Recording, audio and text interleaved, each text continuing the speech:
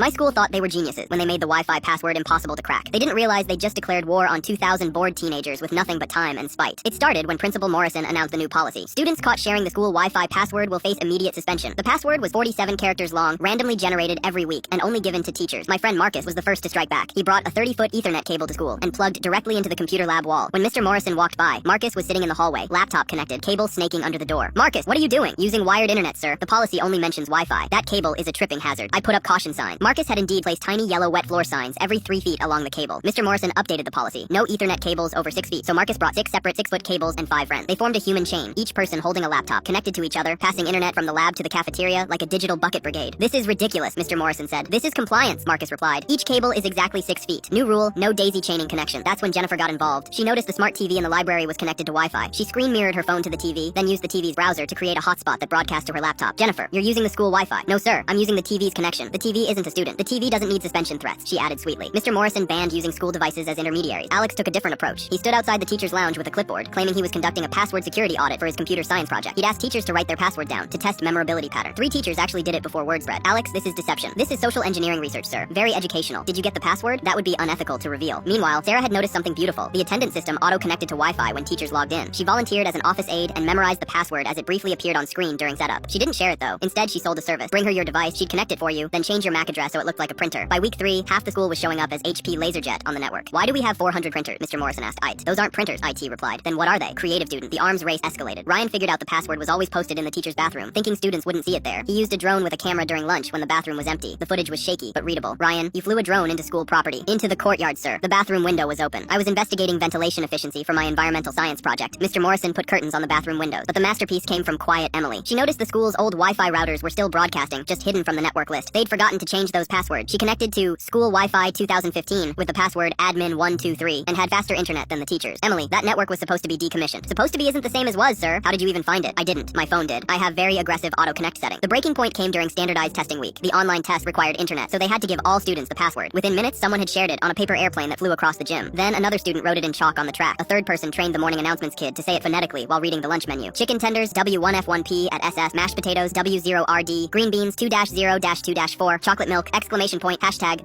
$sign. Mr. Morrison called an emergency assembly. Fine, you win. We're going back to open Wi-Fi with content filters. The auditorium erupted. Then Marcus raised his hand. Mr. Morrison, about those content filters, just don't. Already found 17 ways around them? Of course you have. The next day, the Wi-Fi password was, please just you selt responsibly 2024. Someone changed it to, we promise wink 2024 within an hour. Mr. Morrison pretended not to notice. He was tired. The students had won, and honestly, their grades had improved from all the technical research they'd been doing. Sometimes the best victory is knowing when you've been outsmarted by 2,000 teenagers who turned your security system into their favorite class.